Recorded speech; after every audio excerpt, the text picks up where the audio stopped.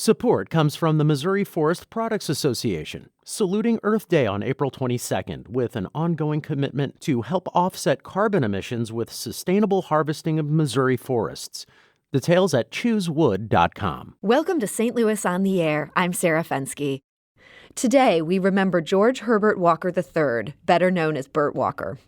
The St. Louis businessman, philanthropist, and former U.S. ambassador to Hungary died Saturday. Walker's first cousin was President George H.W. Bush, and his first cousin once removed was President George W. Bush.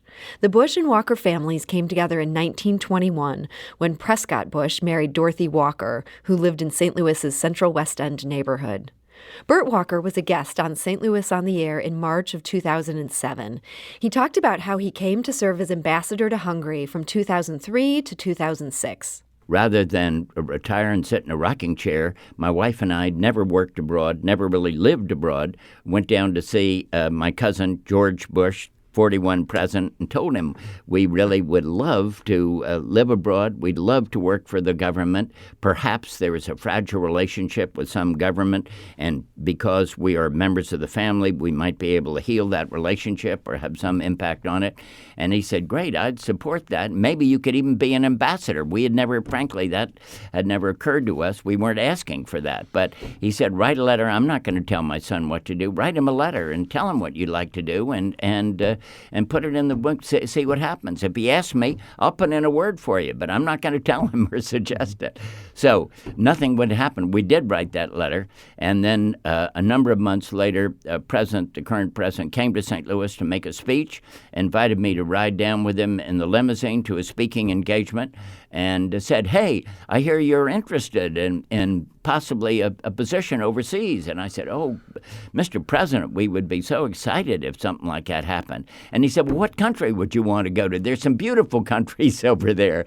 And not being very good at this, I said, gosh, I don't. There's Slovenia, there's Slovakia, there's Hungary, there's Czech Republic. And he said, there will be. And I said, sir, whatever you think we could be of best service, to the United States, that would be our first choice. And so he said, great, I will go to work on this when I get back to the White House tonight, and you'll be hearing from me. So lo and behold, a week later, they called and said, the president thinks you'd be a very good choice for Hungary. He didn't ask me if I knew the language or if I was any good at language. I had flunked all my foreign languages at high school.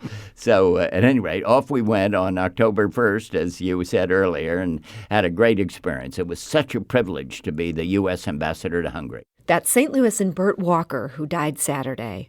During our 2007 conversation with him, he talked about what was then an increasingly acrimonious relationship between Democrats and Republicans. I consider it very, very disappointing, almost tragic, maybe too much of a word, but for the betterment of the country, we need people to work together. And when we were in Budapest, we saw a wonderful example of that in Congressman Tom Lantos, who was the ranking Democrat on the House Foreign Relations Committee, and his best friend was Henry Hyde, the Republican who was the chairman.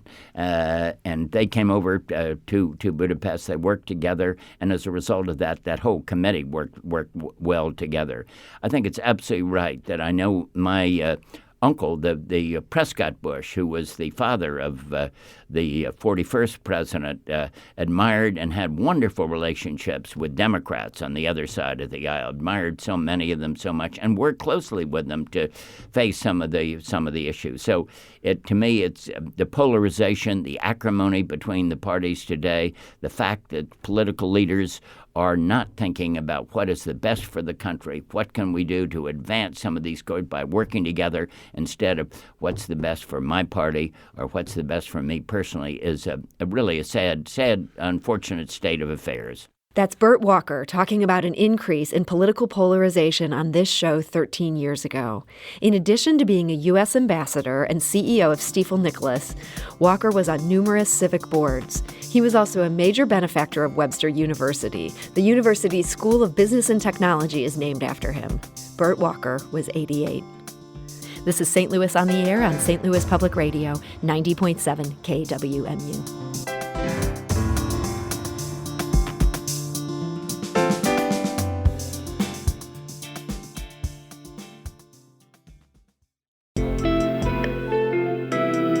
The Gateway brings you the day's news from the St. Louis region and across Missouri.